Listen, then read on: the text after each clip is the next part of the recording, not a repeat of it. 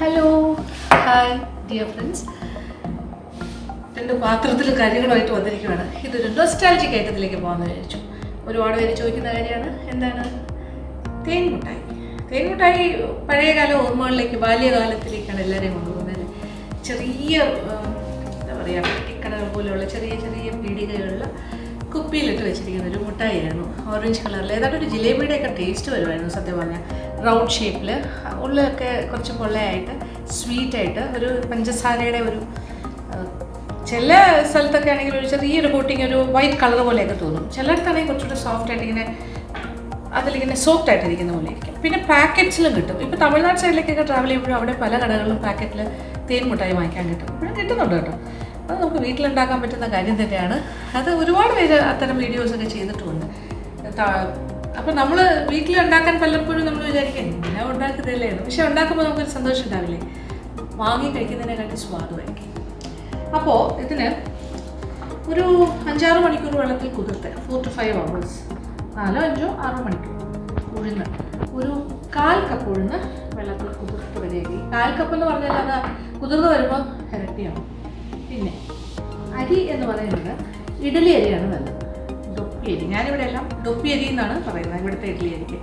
നിങ്ങൾക്കും ഇഡ്ഡലി അരി എന്ന് പറഞ്ഞ് ഏത് സൂപ്പർ മാർക്കറ്റിൽ ചോദിച്ചാലും അല്ലെങ്കിൽ ഏത് പ്രൊവിഷൻ സ്റ്റോറിൽ ചോദിച്ചാലും കിട്ടും. അതായത് പുഴുക്കലരിയാണ്. പുഴുക്കലരി എന്ന് പറയുമ്പോൾ പാറ് ബോയിൽഡ് ആയിട്ടുള്ളതാണ്. അതായത് നെല്ല് പുഴുങ്ങി കുത്തുന്ന അരിയാണ്. വൈറ്റ് കളറിലാണ് ഇരിക്കും. നെല്ല് കുത്തിയ, അതായത് ഒരു നെല്ല് പുഴുങ്ങി കുത്തിയെടുക്കുന്ന, ഒരു പകുതി പുഴുങ്ങി കുത്തിയെടുക്കുന്ന അരിയാണ്. ഇതാണ് ഇപ്പോൾ കുതിർന്ന് കഴിയുമ്പോൾ ഉള്ളൊരു ഫോമാണിത്. ഇതാണ് ഇവിടുത്തെ ഡൊപ്പി അരി. പക്ഷേ നിങ്ങൾ പറഞ്ഞാൽ മതി ഇഡ്ഡലി അരി, പാർ ബോയിൽഡ് അരിയാണ്. പുഴുക്കലരി എന്ന് പറഞ്ഞാൽ കിട്ടും. അപ്പോൾ ഇത് ഒരു കാര്യം. അപ്പോൾ ആദ്യം ചെയ്യാൻ പോകണമെന്ന് നോക്കിക്കോളൂ. എന്നിട്ട് ഉഴുന്ന് ആദ്യം നന്നായിട്ടൊന്ന് അരയ്ക്കാം. അത് നല്ല പതച്ചരച്ചെടുക്കാം. അത്യാവശ്യം നല്ലതായിട്ട് ഫ്ലഫി ആയിട്ട് അരച്ചെടുക്കാം. അത് കഴിഞ്ഞിട്ട് ഞാൻ ചെറിയ ബൗളിൽ തന്നെ അരയ്ക്കാൻ പോകും. നമ്മൾ ഉഴുന്ന് വടക്കൊക്കെ അരയ്ക്കുന്ന പോലെ അരയ്ക്കാം. ഇനി അരിയും ഊറ്റി വയ്ക്കാം. നമ്മൾ ഉഴുന്ന് അരച്ച് കഴിഞ്ഞാൽ ഉടനെ അരിയും നല്ല ഫൈനായിട്ട് അരച്ചെടുക്കണം, പേസ്റ്റ് പോലെ അരച്ചെടുക്കണം. എന്നിട്ട് നമുക്ക് രണ്ടും കൂടി മിക്സ് ചെയ്യാം. അതായിരിക്കും നല്ലത്. ഇത് 1 കപ്പുണ്ട് അരി, 1 കപ്പ് കുതിർത്തത്. 1 കപ്പ് എടുത്തിട്ട് ആവശ്യത്തിന് വെള്ളം ഒഴിച്ച് കുതിർത്തെടുത്തതാണ്. ഓക്കെ, അപ്പോൾ ഇനി അരയ്ക്കാൻ തുടങ്ങാം. കുറച്ച് വെള്ളം എടുത്ത് വയ്ക്കാം. കുറച്ച് സ്പൂണിൽ ഓരോ സ്പൂണായിട്ട് ഇങ്ങനെ ഒഴിച്ച് കൊടുത്താൽ മതി, ആവശ്യാനുസരണം. അങ്ങനെയാണ് നമ്മൾ അരച്ചെടുക്കുന്നത്. ഒരുപാട് വാട്ടറി ആകരുത്. ആദ്യം നമുക്ക് ഉഴുന്ന് വടക്കൊക്കെ അരയ്ക്കുന്നില്ല, കുറച്ച് 1 ടേബിൾ സ്പൂൺ വെള്ളം ആദ്യം അങ്ങനെ കുറേശ്ശെ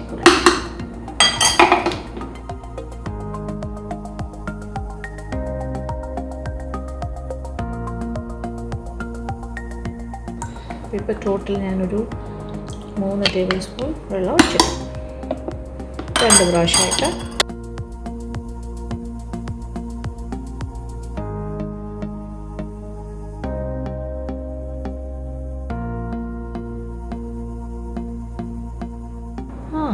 നന്നായിട്ട് അരഞ്ഞിട്ടുണ്ട്. ഓക്കെ, അത്യാവശ്യം ഫ്ലഫി ആയിട്ട് തന്നെ അരഞ്ഞാണ് കേട്ടോ. അതെ, 1 പ്രാവശ്യം കൂടെ ഒന്ന് ബീറ്റ് ചെയ്തിട്ട് നിർത്താം. അങ്ങനെ ലാസ്റ്റ് അത് ബീറ്റ് ചെയ്തു. നല്ല ഫ്ലഫി ആയിട്ട്.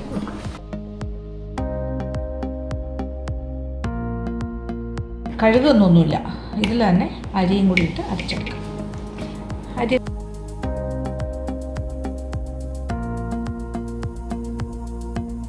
വെള്ളം കുറച്ച് അരയാൻ ആവശ്യമായിട്ടുള്ള വെള്ളം കൊടുക്കാം.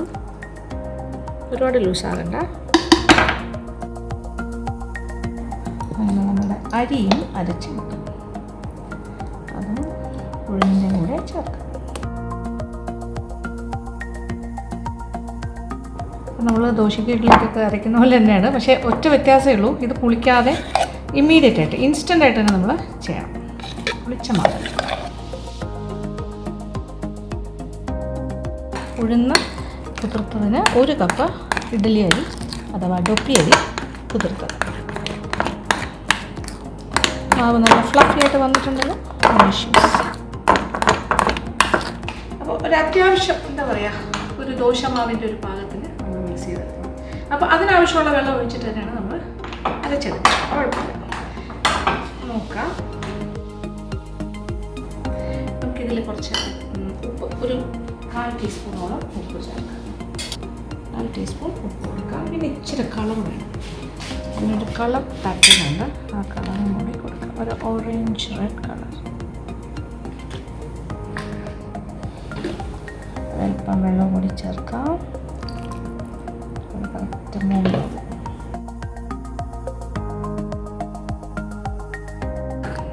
ഞാൻ ആ ഷുഗർ സിറപ്പിലും കൂടി ഒരല്പം കളർ ചേർക്കും.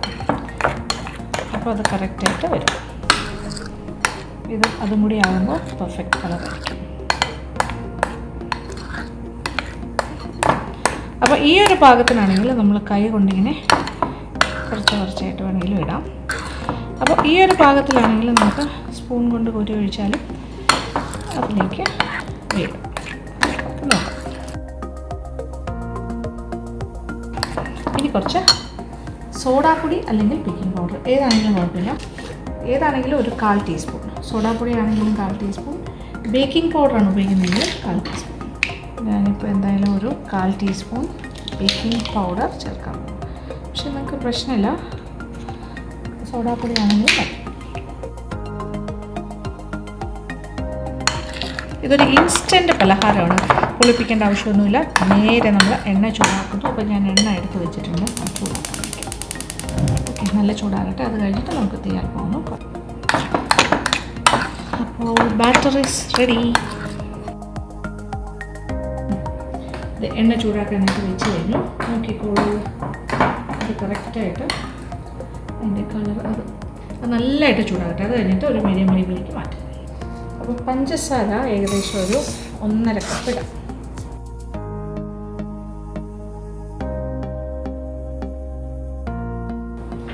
ഇനി ഇതിലേക്ക് ഒരു 1 കപ്പ് വെള്ളം, 1 കപ്പ് വെള്ളം കൂടി ചേർക്കാം. തീ കത്തിച്ച് കൊടുക്കാം. അപ്പോൾ ചെറിയ തീയിൽ ഇട്ടുകൊണ്ട് അലിയാണ്. അതെന്താ വെച്ചാൽ ഇതൊന്ന് നന്നായിട്ട് അലിയട്ടെ. അലിയാനായിട്ട് നമ്മൾ അരക്കിടയ്ക്ക് കൊടുക്കാം. അത്ര നോക്കി എണ്ണ നല്ല ചൂടായിട്ടുണ്ടെങ്കിൽ ഞാൻ അല്പം ഒന്ന് തീ കുറയ്ക്കുന്നു. എന്നിട്ട് കൈ ഒന്ന് നനച്ചിട്ട് ഞാൻ ഈ മാവിൽ നിന്നും കുറേശ്ശെ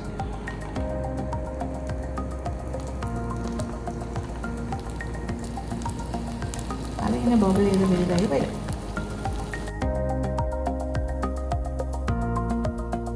ഒത്തിരി ചെറുതിട്ടിട്ട് വലുതായി വരുന്നു. അത് എത്രത്തോളം ചെറുതിടുക അത്രത്തോളം നല്ലത്. അപ്പോൾ കറക്റ്റ്.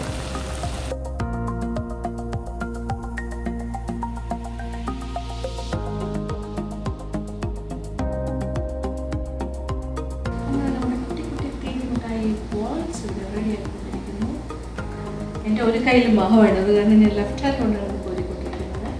ഒരു പ്ലേറ്റ് റെഡിയാക്കി വെച്ചിട്ടുണ്ട്.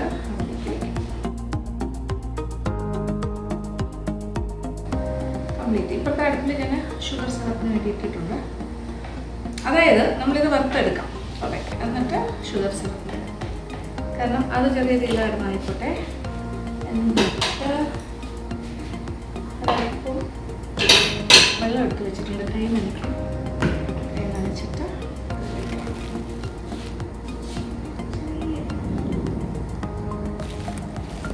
നമ്മൾ പണിയാറംസൊക്കെ ഇടില്ലേ, അതുപോലെ ഇട്ടാൽ മതി.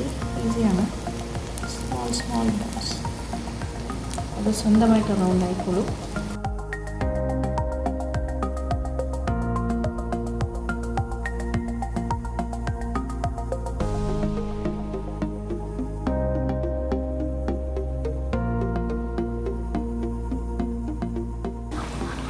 പഞ്ചസാരയെല്ലാം നന്നായിട്ട് അരിഞ്ഞ് വരുന്നു.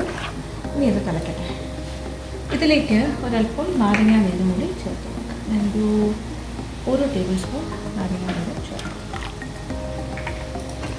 എന്താ വെച്ചാൽ ഷുഗർ ഭയങ്കരമായിട്ട് ക്രിസ്റ്റലൈസ്ഡ് ആകാണ്ട് അതുപോലെ ഒരുപാടാകട്ടെ. 1 ടേബിൾ സ്പൂൺ ഓക്കെയാണ്.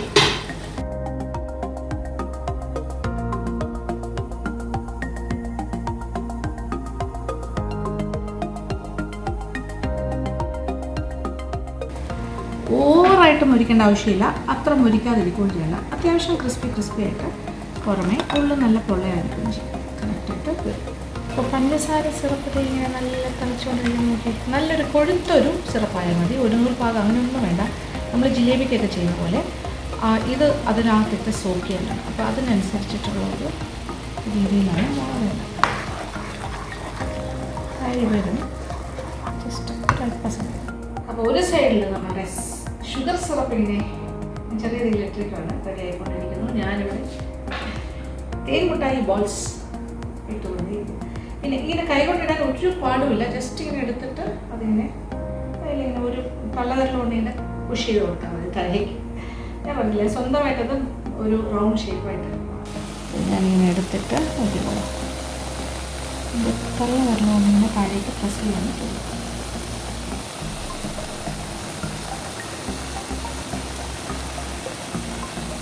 എനിക്കിത് ഇഷ്ടമുള്ള ജോലിയാണ് കേട്ടോ. ഇങ്ങനെ ചെറിയ ചെറിയ ബോൾസ് ഞാൻ പണിയാറൻസൊക്കെ ചെയ്യുമ്പോൾ ഇങ്ങനെ ചെയ്യും. പിന്നെ ഇങ്ങനെ ചെയ്യാൻ ബുദ്ധിമുട്ട് തോന്നുകയാണെങ്കിൽ മാവിനെ ഇച്ചിരി കൂടെ ഒന്ന് ലൂസാക്കുക. കുറച്ച് വെള്ളം കൂടി ഒഴിച്ചാൽ മതി. ലൂസാക്കിയിട്ട് സ്പൂൺ കൊണ്ട് കൊതി വയ്ക്കും. നിങ്ങൾക്ക് ഏതാണ് കംഫർട്ടബിൾ അതുകൊണ്ട് ചെയ്യും. ഷുഗർ സിറപ്പിലേക്കും കൂടി ഒരല്പം കളർ കൂടി ചേർക്കും. അപ്പോൾ അതും കൂടി വരുമ്പോൾ കറക്റ്റ്. ഓക്കെ,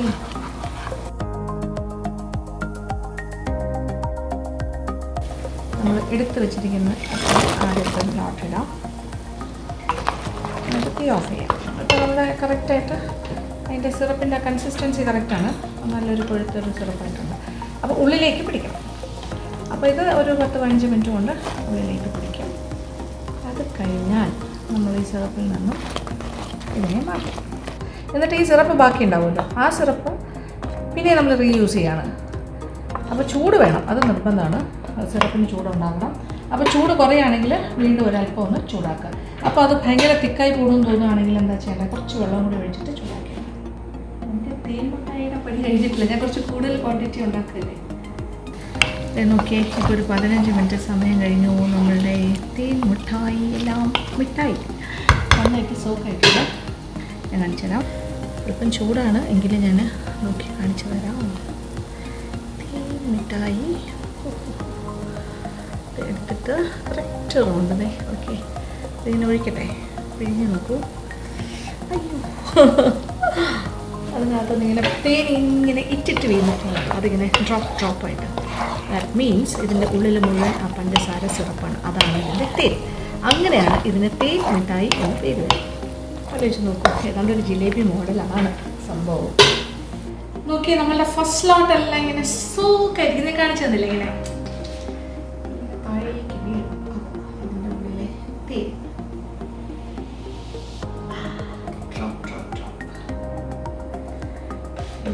ഈ ഒരു ലോട്ടും വറുത്തതായിരിക്കും.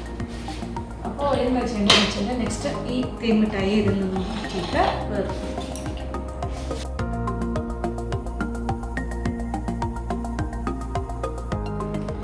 ഈ ഷുഗർ സിറപ്പിൽ നിന്നും മാറ്റാം. ആദ്യമായിട്ട് നിങ്ങൾ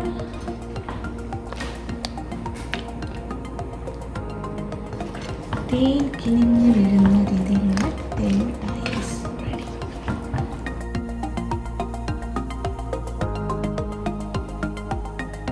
ഇത് ഉള്ളൊന്നും ഹാർഡായിരിക്കില്ല, നല്ല സോഫ്റ്റ് തന്നെ ആയിരിക്കും.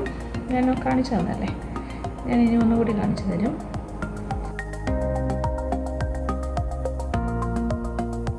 ഇതിപ്പോൾ റെഡി ആയിരിക്കുവാണല്ലോ. ഇനി ഇത് വേണ്ടത്, ഇത് ശരിക്കും ഒരു ട്രഡീഷണൽ വേ ചെയ്യുകയാണെങ്കിൽ ഷുഗറിൽ കോട്ട് ചെയ്യണം, അത്രേ ഉള്ളൂ. അപ്പോൾ ഇത്രയും ഇനി ബാക്കിയുണ്ട് സോക്ക് ചെയ്യാനായിട്ട്. അപ്പോൾ ഞാൻ എന്താ ചെയ്തത്, അപ്പോൾ ഇതിൻ്റെ ഷുഗർ സിറപ്പ് കുറച്ച് കുറഞ്ഞിരുന്നു.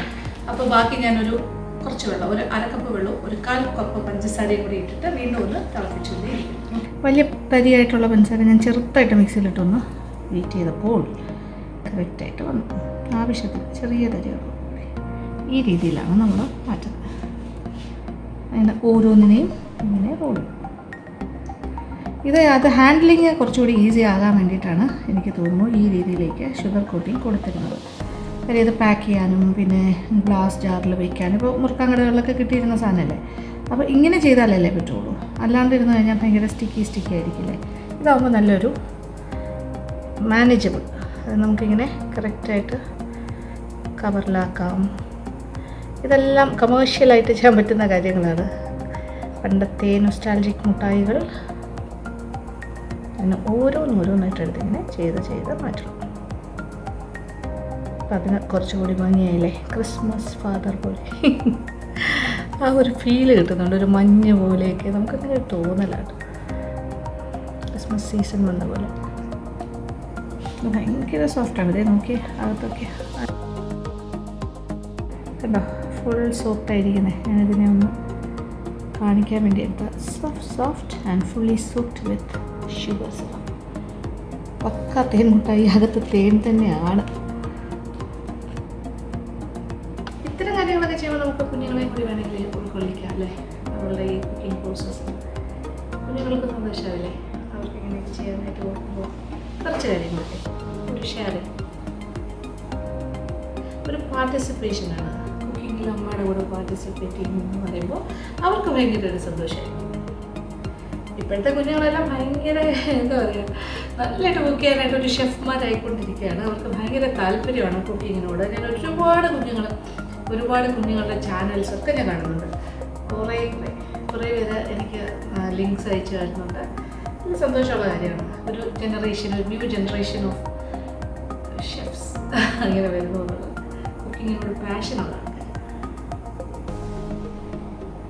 അങ്ങനെ നല്ല പോഷായിട്ട് വന്നുകൊണ്ടിരിക്കുകയാണ് നമ്മുടെ തേൻ മുട്ടായിസ് ഒക്കെ. ഓക്കെ, ഇനി ഇത് കവറിലാക്കി വേണമെങ്കിൽ നമുക്ക് വിൽക്കാം. നിങ്ങൾക്കൊരു കമേഴ്ഷ്യലായിട്ട് ചിന്തിക്കുകയാണെങ്കിൽ ഇങ്ങനെയാണ് പണ്ടൊക്കെ മുറുക്കാൻ കടയിലേക്ക് ചെറിയ കുഞ്ഞു കടകളിൽ ചില്ല് കുപ്പികളിൽ സൂക്ഷിച്ചിരുന്നത്. ഇപ്പോൾ പാക്കറ്റിൽ വാങ്ങാൻ കിട്ടും. ഇതിപ്പോൾ ഏകദേശം ഒരു അരക്കപ്പോളം പഞ്ചസാര പൊടിച്ചു എന്ന് വെച്ചാൽ ഫൈൻലി പൗഡേർഡ് അല്ല, തരിതരിപ്പായി പൊടിച്ചതാണ്. അതാണ് നല്ലത്. ഭയങ്കര ഗ്രാന്യൂൾസ് ആണെങ്കിലും ഒരു ഭംഗി ഉണ്ടാവില്ല, തീരെ ഫൈൻ പൗഡർ ആണെങ്കിലും നന്നാവില്ല.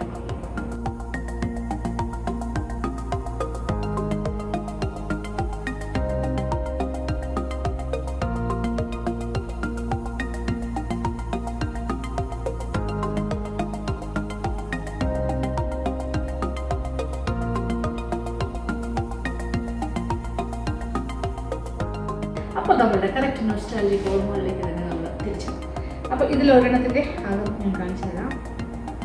ഞാൻ ഒരു പ്രാവശ്യം കാണിച്ചു, എങ്കിലും ഒന്നുകൂടി കഴിക്കാൻ പോകാനേ.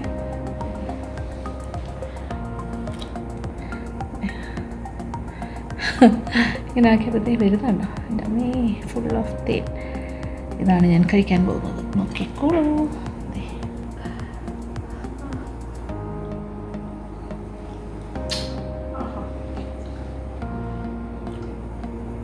ഒരു ബേസ്റ്റ് ഓഫ് സ്വീറ്റ്നെസ് എന്ന് പറയില്ലേ, അങ്ങനെ ഒരു ബമ്പ് പോലെ പൊട്ടാണ് സ്വീറ്റ്നെസ്. അതിൻ്റെ ഉള്ളിൽ ആ മധുരവും പുറമെ ഒരു ചെറിയ ക്രിസ്പിനെസ്സും, ഒരു ജിലേബി കഴിക്കുന്ന പോലെയൊക്കെ തന്നെ. ശരി, ഭയങ്കര രസമാണ്. ഇതിപ്പോൾ നല്ലൊരു ചെറു ചൂടോടുകൂടിയല്ലേ ഇരിക്കുന്നത്. ഇപ്പോൾ ചൂടൊക്കെ പോയി എങ്കിലും ഫ്രഷ് അല്ലേ.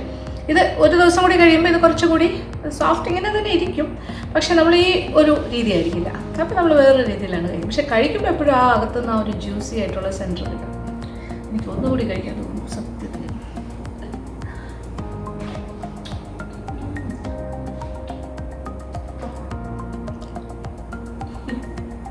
എന്തോരം ഷുഗറാണ് ഞാൻ കഴിക്കുന്നതല്ലേ. എനിവേ, ഇതൊരു സന്തോഷമാണ്. നിങ്ങൾക്കത് കാണിച്ചു തരുമ്പോൾ ഞാൻ ഉണ്ടാക്കിയത് എങ്ങനെയാണ്, അതിൻ്റെ റിസൾട്ട് എങ്ങനെയാണ്. അപ്പോൾ ഞാൻ ടേസ്റ്റ് ചെയ്യുന്നത് നിങ്ങൾക്ക് എല്ലാവർക്കും ഇഷ്ടമാണെന്ന് പറയുമ്പോൾ എനിക്ക് വലിയ സന്തോഷമാണ്. കാര്യം നിങ്ങൾക്കത് ഫീൽ ചെയ്യുന്നുണ്ടല്ലോ. ഞാൻ കഴിക്കുമ്പോൾ നിങ്ങൾക്ക് എനിക്കിപ്പോൾ ടേസ്റ്റ് ചെയ്യാൻ തരാൻ പറ്റില്ലല്ലോ. അപ്പോൾ ഞാൻ നിങ്ങൾക്ക് വേണ്ടിയിട്ട് ടേസ്റ്റ് ചെയ്ത് അതിൻ്റെ കറക്റ്റ് ഒരു ഫീൽ ഞാൻ നിങ്ങളിലേക്ക് എത്തിക്കാൻ നോക്കുകയാണ്. നിങ്ങളത് തയ്യാറാക്കി നോക്കുമ്പോൾ അത് ആ ഒരു കറക്റ്റായിട്ട് നിങ്ങൾക്കും തോന്നും ഈ ഒരു രുചിഭേദങ്ങളില്ല. അപ്പോൾ എന്താ പറയേണ്ടത്, ഈ ഒരു തേൻ മിഠായി ഇഷ്ടപ്പെട്ടിട്ടുണ്ടെങ്കിൽ എനിക്കൊരു ലൈക്ക് തരിക, പിന്നെ നല്ലൊരു കമൻറ്റ് തരിക, പിന്നെ ഫ്രണ്ട്സുമായിട്ട് ഷെയർ ചെയ്യുക. Thank you for watching and keep on watching Lekshmi Nair vlogs.